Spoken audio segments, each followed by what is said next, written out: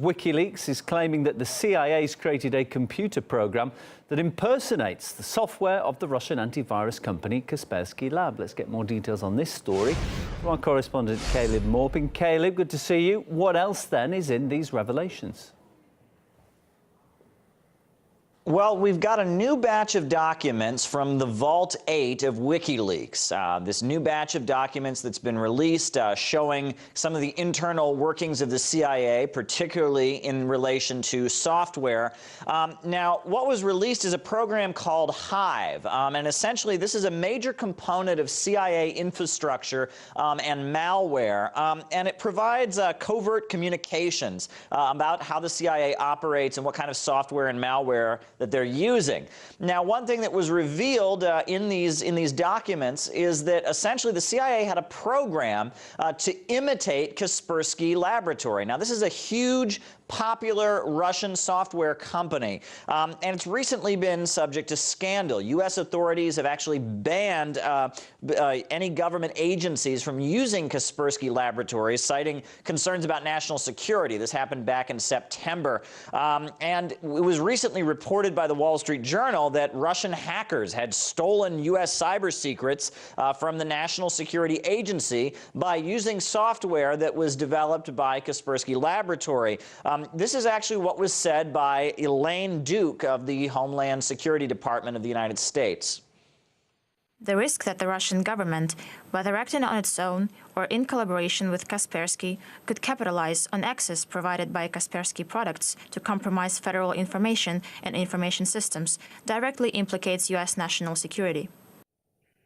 Now, there has been a response to these allegations from Kaspersky Laboratory. They said, quote, "The company has never helped nor will help any government in the world with its cyber espionage or offensive efforts."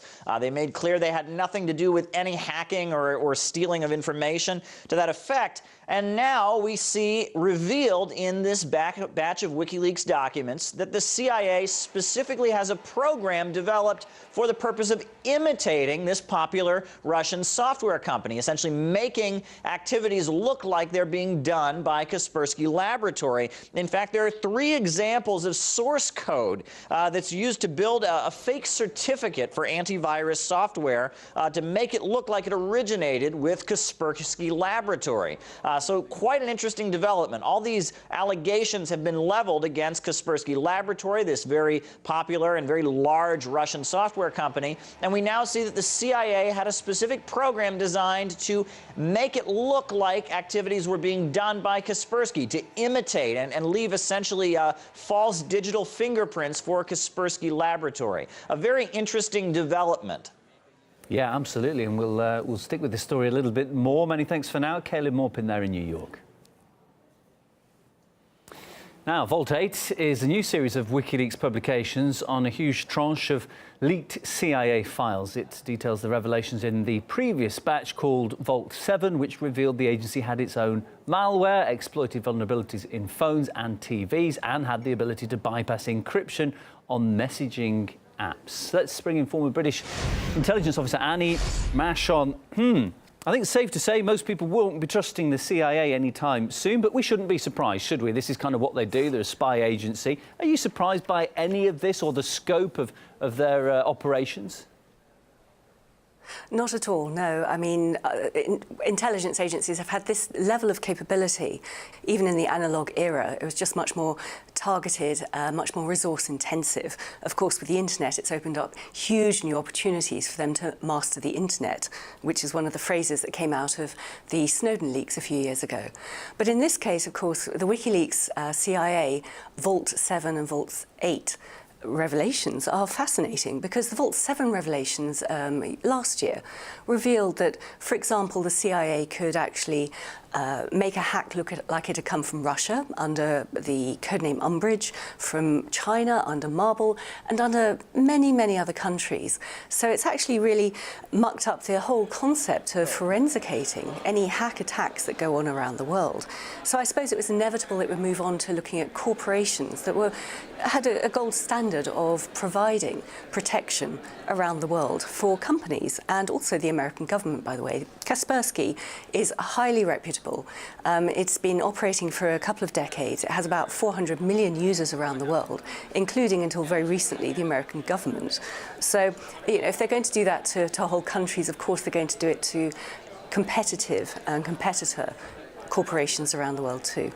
OK, the thing I will glean from all of that is if anybody accuses anyone else of having carried out a hack, I won't believe it, because you just never know how much smoke is involved in a smoke screen. Why would the CIA choose Kaspersky Lab? And it's been a fascinating few months with Kaspersky in the doghouse, big scandal over them, and now we've got the CIA revealed as being able to impersonate Kaspersky. But why them? There seems to be quite a lot of history. I mean, obviously the CIA will be interested in a very successful Russian-based company that offers protection on the internet. But it goes back a bit further, because I think it was 2010, the very first proven cyber warfare weapon was deployed. And this was against the Iranian domestic civilian nuclear development capability. And this was at the time when the Americans were drumming up against a war against Iran. And there was an attack made against their civilian nuclear capability. And in this case, this virus, which was called Stuxnet, was deployed against the centrifuges that enriched the uranium. And nobody knew where it came from. It seemed to be very weaponized, state level. And it was actually Kaspersky that unveiled who had developed it, and it was the Americans and the Israeli intelligence agencies. So ever since then, there's been sort of daggers drawn between these two competing sides, and Kaspersky has been very much in the crosshairs of both the American and the Israeli intelligence agencies. And so it has evolved since then, where we have Kaspersky saying, we can do this, we can prove that some of these hacks are not Russian, they're American when it comes to Rushgate in America and the presidential elections. So they needed to discredit them. And I think that this new application of a virus, a state-level, very aggressive virus that will discredit a very proven brand around the world, is exactly what the Americans would want, and the Israelis also would want.